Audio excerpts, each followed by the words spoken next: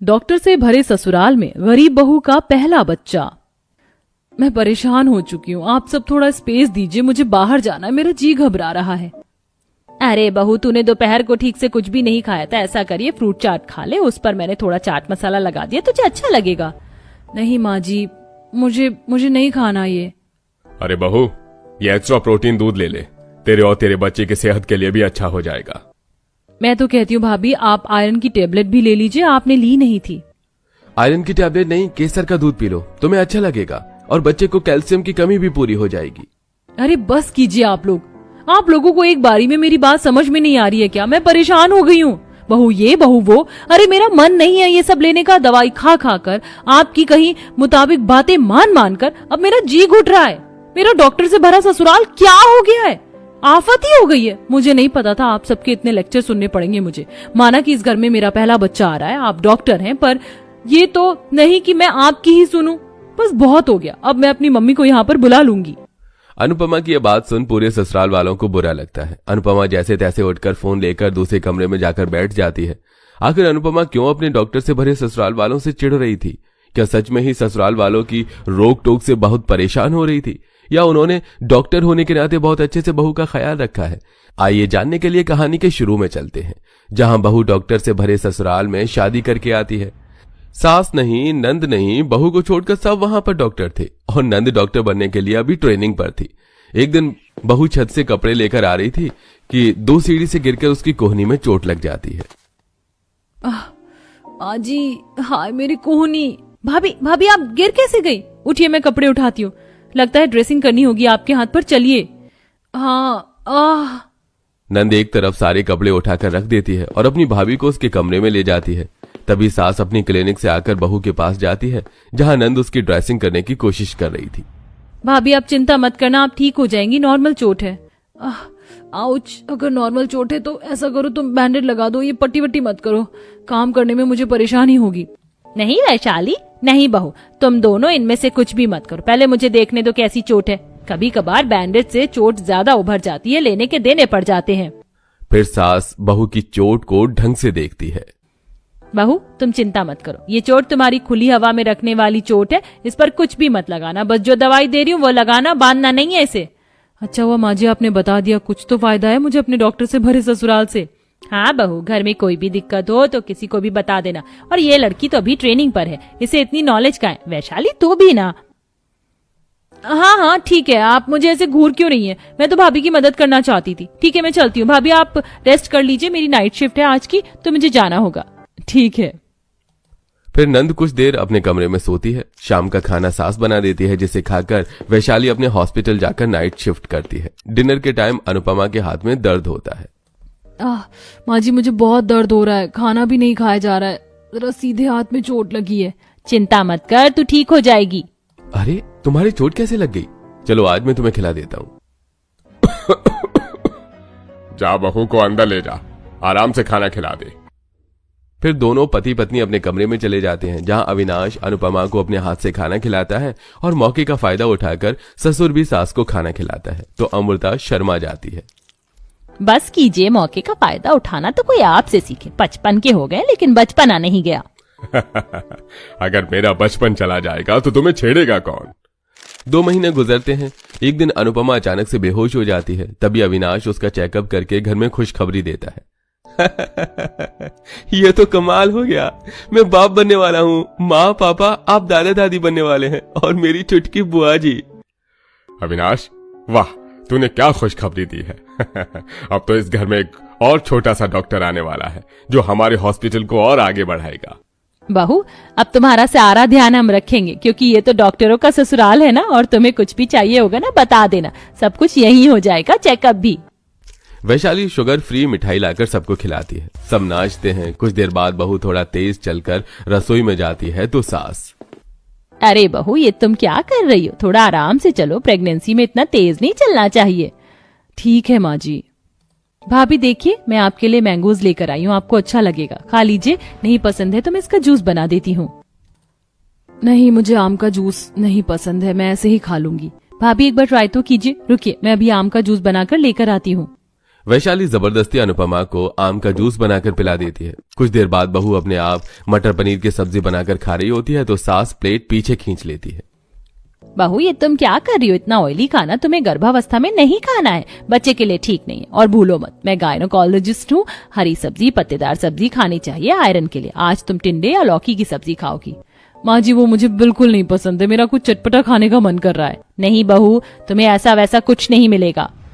मजबूरन अनुपमा को शाम के खाने में टिंडे की सब्जी खानी पड़ती है। वो कुछ देर के लिए छत पर बैठ जाती है, तब पति उसे सुनाकर नीचे ले आता है। अनुपमा, तुम भूल गई हो क्या? एक बार तुम सीढ़ियों से गिर गई थी। ऐसी हालत में तुम्हें सीढ़ियों पर नहीं जाना चाहिए। लेकिन अविनाश जी 3 महीने तक परहेज करना होता है और वो तो 4था महीना है। मैं एक ही जगह अपने कमरे में तो नहीं रह सकती, मुझे थोड़ा चलने फिरने भी नहीं देते हैं। देखो, तुम्हारा ससुराल डॉक्टर से भरा है, कोई तुम्हें गलत सलाह नहीं देगा, बात मान लिया करो। ऐसे ही बहू का 5वां महीना लग जाता है। घर वाले उसे कुछ पसंदीदा चटपटा खाने पीने नहीं देते। उल्टी होती है तो ससुर उल्टी की गोली दे देता है। बहू इसे खा लो, फिर तुम्हें ठीक लगेगा और तुम्हारा खाना भी डाइजेस्ट हो जाएगा। वरना बार बार ऐसे उल्टी करोगी तो न तुम्हें खाने को कुछ मिलेगा और न बच्चे को। जी पापा जी, मैं कह रही थी मुझे कुछ बाहर से छोले भटूरे या मोमोज खाने का मन कर रहा था, वो मंगवा दीजिए वरना घर में ही बनवा दीजिए। नहीं बहू, ऐसे समय में तुम्हें ये सब नहीं खाना चाहिए। तुम हेल्दी चीज लो। हद हो गई है, मैं तो अपने मन का कुछ कर ही नहीं सकती हूँ। इन सब लोगों ने मुझे परेशान कर दिया है। बहू को सबकी बात मानते हुए 7वां महीना भी लग जाता है और अब वो बहुत परेशान होती है, जिससे उसे डिप्रेशन हो जाता है। आंखों के नीचे डार्क सर्कल हो जाते हैं। घर वाले जबरदस्ती उसे अपने मन का खिलाते हैं तो बहू सब घर वालों को सुना देती है। इसके बाद ससुराल वाले एतराज करते हैं और बहू फोन करके अपनी माँ को बुला लेती है। क्या हुआ, इतनी परेशान क्यों है? बहन जी आप बताइए। अरे मैं क्या बताऊं, आपकी बेटी ने आपको बुला लिया, बताया नहीं? डॉक्टर से भरा ससुराल है, कोई बहू को गलत शिक्षा तो नहीं देगा। सब पहले बच्चे की फिक्र करते हैं। वो ठीक है माँ जी, लेकिन दवाइयों से मेरा मुंह कड़वा हो गया। आप लोग तो बार बार दवाई खिलाने आ जाते हो। कैल्शियम, आयरन, प्रोटीन और ना जाने क्या क्या इंजेक्शन भी लेने पड़ रहे हैं। घर में बैठी हूँ, छत पर टहलने नहीं देते, ना घर से बाहर जाने देते, ना कुछ मन पसंदीदा खाने देते। मुझे ये सब और बर्दाश्त नहीं होता माँ। समझो जिनके घर में डॉक्टर नहीं होते वो कैसे रहती हैं। अरे वो भी तो गोलगप्पे खाते हैं, थोड़ा बाहर घूमते हैं।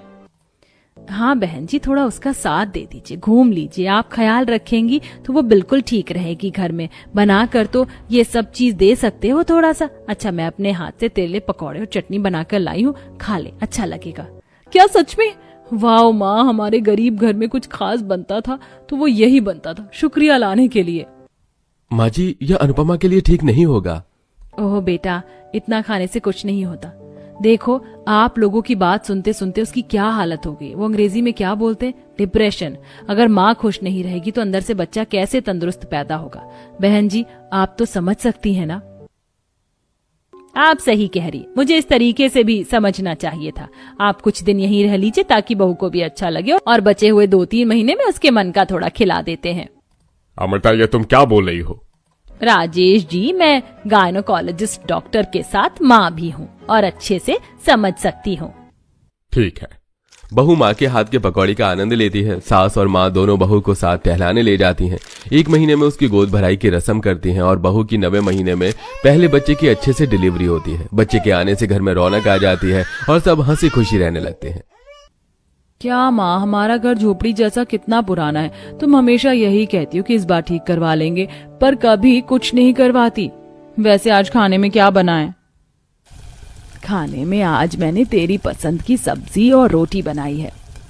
माँ, माना कि मुझे छोले की सब्जी पसंद है, पर भला छोले के साथ रोटी कौन खाता है? कभी तो कुछ अच्छा बनाया करो। अकेली शोभा घर का सारा काम कर रही होती है तो वहीं अन्नू बैठी बैठी नखरे दिखा रही होती है और तभी उसके पिता और भाई उसके लिए बाहर से कुछ खाने को लाते हैं।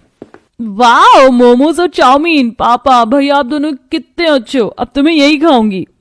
अरे तेरे चेहरे की खुशी के लिए तो तेरा भाई कुछ भी कर सकता है। बहुत नाटक करने लगी है लड़की, पता नहीं ससुराल में क्या करेगी। हम तो बस तेरी शादी के पैसे जोड़ रहे हैं। जल्दी से एक बार तेरी शादी हो जाए तो मैं ये घर भी ठीक करवा लूं और घर में एक बहू भी ले आऊंगी। क्योंकि अनु सबकी लाडली थी और बड़ी मुश्किल से अनु के पिता और भाई ने उसे पढ़ाया था, इसलिए अनु हर छोटी छोटी चीज पर नखरे दिखाया करती थी। अब इसी तरह कुछ दिन बीत जाते हैं और उसके कॉलेज का आज आखिरी दिन होता है जहां वो अपने प्रेमी अर्पित से मिलती है। अर्पित, आज हमारे कॉलेज का आखिरी दिन है, उसके बाद हम कैसे मिलेंगे? अब तो अपने घर में शादी की बात करो। मैं समझता हूँ अनु, पर हम कभी कभी बाहर मिला करेंगे और जिस दिन मेरी जॉब लग जाएगी मैं उसी दिन माँ से हमारी शादी की बात कर दूंगा। अन्नू अपने ही कॉलेज के लड़के अर्पित से प्यार करती थी, पर कॉलेज खत्म होने के बाद उनका मिलना कम हो जाता है। बहुत जल्द अर्पित की जॉब लग जाती है और एक दिन अन्नू के कहने पर अर्पित अपने घर में अन्नू के बारे में अपनी माँ को बताता है। पर जब अन्नू के बारे में सुमित्रा को पता चलता है तो इस रिश्ते के लिए वो साफ मना कर देती है। हमारे पूरे खानदान में किसी ने लव मैरिज नहीं करी और इस लड़के को लव मैरिज करनी है, और वो भी एक गरीब लड़की से। अगर मेरी शादी अनु से नहीं हुई तो मैं भी किसी से शादी नहीं करूंगा और मैं जा रहा हूँ ये घर छोड़कर। इतना बोलकर अर्पित कमरे में जाकर अपना सामान पैक करने लगता है, जिसके बाद सुमित्रा अपने बेटे की जिद के आगे हार जाती है। अच्छा ठीक है, मैं तेरी शादी उस लड़की से करवा दूंगी, पर तू मुझे छोड़ने की बात मत कर। बड़ी मुश्किलों से सुमित्रा इस रिश्ते के लिए मान जाती है और बहुत जल्द अर्पित का रिश्ता वो लेकर अन्नू के घर जाती है। देखते ही देखते बहुत जल्द अन्नू की शादी हो जाती है और शादी के बाद जब अपने ससुराल में आती है तो अपना ससुराल देखकर काफी खुश होती है। तो भाभी, कैसा लगा आपको अपना ससुराल? बहुत अच्छा लगा। करिश्मा बेटा, भाभी तुम्हारी थक गई होंगी और कल उनकी पहली रसोई भी है, तो तुम भाभी को कमरे में ले जाओ। बहू, कल तुम्हारी पहली रसोई है तो सुबह थोड़ा जल्दी उठ जाना। इस तरह अन्नू अपने कमरे में जाती है और अपना कमरा देखकर उसकी खुशी दुगनी हो जाती है। पर अगली सुबह जब अन्नू अपने ससुराल वालों के साथ अपनी रसोई में जाती है तो साधारण रसोई और मिट्टी का चूल्हा देख उसका मुंह बन जाता है और वो मुंह बनाकर सीधा अपने कमरे में चली जाती है। बहू को क्या हुआ? वो अचानक यहाँ से चली क्यों गई? पता नहीं माँ, मैं अभी अनु से बात करके आता हूँ। अर्पित अपने कमरे में जाता है और अन्नू से बात करता है। क्या हुआ अनु, तुम ऐसे अचानक रसोई से भागकर कमरे में क्यों आ गई? सब ठीक तो है? ठीक? अरे इतना अमीर ससुराल है और रसोई इतनी साधारण सी। मैं अपने गरीब मायके में भी मिट्टी के चूल्हे पर काम करती थी और ससुराल में भी साधारण सी रसोई में खाना बनाऊं। अपनी माँ से कह दो मैं इतनी साधारण सी और छोटी सी रसोई में अपनी पहली रसोई नहीं करूंगी। अनु, ये तुम कैसी बातें कर रही हो? अगर किसी ने सुन लिया तो लोग क्या सोचेंगे? जिसको जो सोचना है सोचे, पर मैं उस रसोई में अपनी पहली रसोई नहीं करूंगी। अर्पित को ऑफिस जाने के लिए लेट हो रहा होता है, इसीलिए वो अपनी माँ के पास जाकर झूठ बोलता है। माँ, करिश्मा को बोलो ना, आज भी खाना वही बना लेगी। अनु की तबीयत कुछ ठीक नहीं है, उसे बार बार उल्टियां हो रही हैं। मुझे नहीं लगता कि वो अपनी आज पहली रसोई कर पाएगी और मुझे ऑफिस के लिए लेट हो रहा है। कोई बात नहीं भैया, मैं ही खाना बना देती हूँ अगर भाभी की तबीयत ठीक नहीं है तो। इतना बोलकर करिश्मा अपने भाई के लिए खाना बनाती है। पूरा दिन बड़ी मुश्किल से बीतता है और शाम को घर जाकर अर्पित अन्नू से कहता है, अनु, आज तो मैंने बात संभाल ली, पर कल तो तुम्हें अपनी पहली रसोई करनी ही पड़ेगी। ये रील देख रहे हो? ये मेरी दोस्त की है, उसकी रसोई देखो कितनी सुंदर है। अब मुझे भी शीशे की रसोई चाहिए ताकि मैं भी अच्छी अच्छी रील डाल सकूं। लोगों को भी पता चलना चाहिए ना कि मेरी शादी किसी ऐसे वैसे घर में नहीं हुई है। जब तक शीशे की रसोई नहीं बन जाती मैं अपनी पहली रसोई नहीं करने वाली।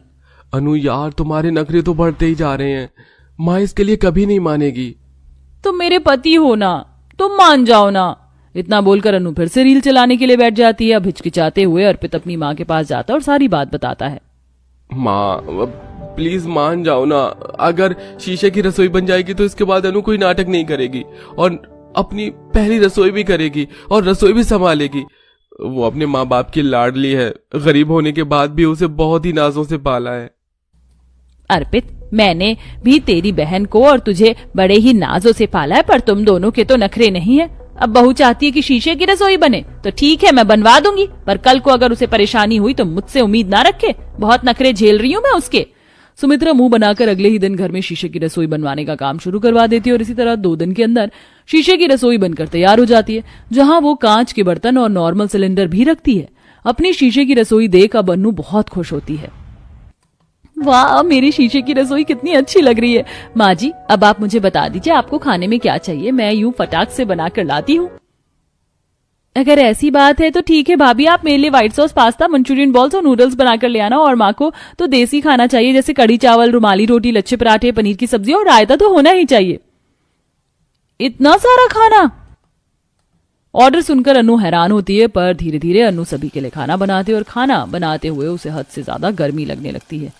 इस शीशे की रसोई में कितनी गर्मी लग रही, पसीना कैसे मेरे माथे से टपक रहा है। और अभी तो 2 तरह की डिश और बनाने रहती हैं। मेरे मायके की रसोई कितनी अच्छी थी ना। पसीने से लथपथ अन्नू शीशे की रसोई में अपने पुराने दिन याद करती है। माँ, मुझसे नहीं बन रहा खाना इस गर्मी में चूल्हे पर, आप ही बनाओ, देखो कितने पसीने आ रहे हैं। अच्छा ठीक है, हट, मैं बनाती हूँ, तू बाहर जा और फोन चला। थैंक यू माँ, आप सबसे बेस्ट हो। अनु अपने माँ के लाड को याद करती है और उसकी आंखों में आंसू आ जाते हैं। जल्दी से सारा खाना बनाती है और जब कांच के बर्तन को हाथ लगाती है तो उसका हाथ जल जाता है। ये सारे बर्तन गरम कैसे हो गए? बहू आज खाना मिलेगा या नहीं?